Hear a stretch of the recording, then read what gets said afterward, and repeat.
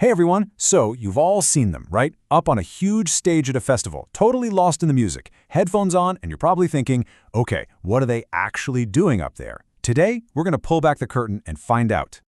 This is the million-dollar question, isn't it? Do DJs just press play? I mean, it can kind of look like they're just having a good time, twisting a few knobs, but is there a whole world of skill hidden behind all those lights and that spectacle? Well, let's break it down and see what's really going on. Okay, first things first. Let's talk about the gear. Just like how video games have evolved from those old school arcade machines to these insane gaming PCs, the tools a DJ uses have gone through a massive, massive change.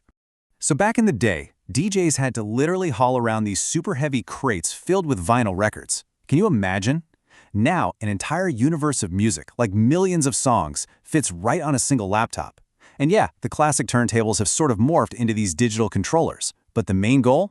That stayed exactly the same, blending tracks perfectly to keep the party going. Honestly, this is the best way to think about modern DJ gear. It's not just some fancy remote control, not at all. It's a high-performance instrument. So think about how a pro gamer maps every single key for the fastest reaction times. That's what a DJ does. They set up their controllers so they can loop a beat, drop in a cool effect, or mix in a new song in a literal split second. All right, so we've seen the tools of the trade. Now, let's get into the science of it all. Because being a great DJ isn't just about having a killer playlist. That's part of it, but it's also about having some serious technical skills. Okay, the absolute most fundamental skill, the one everything else is built on, is something called beat matching. It's the foundation. See, if you have two songs you want to mix together, you can't just, smash them together. You have to make them play at the exact same speed, or what musicians call a tempo. So, why is this so critical? Well, think about trying to do a TikTok duet, but one video is playing just a tiny bit faster than the other. The whole thing would just be a glitchy, awkward mess, right? That is exactly what it sounds like when two songs aren't beat matched properly. It's a complete train wreck on the dance floor. So it's basically a two-step process. First, you've got to match the speed, the BPMs.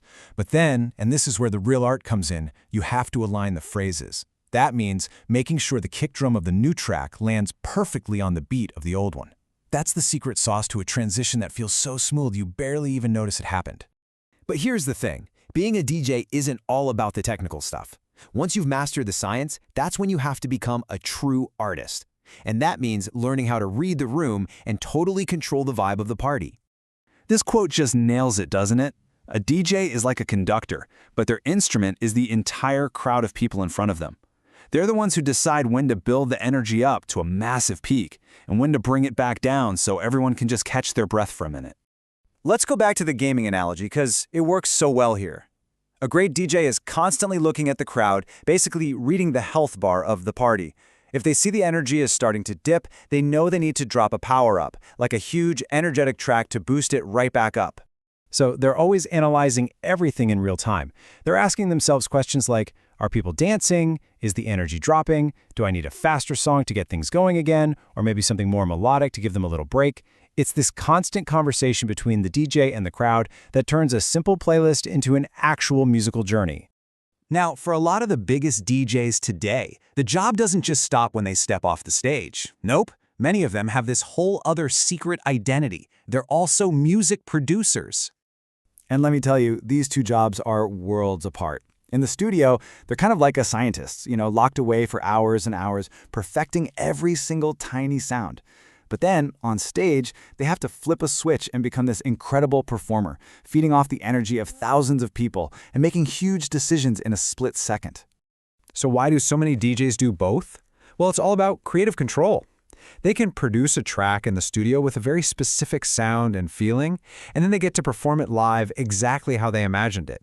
This is how they build their own unique brand, their signature sound that makes them stand out.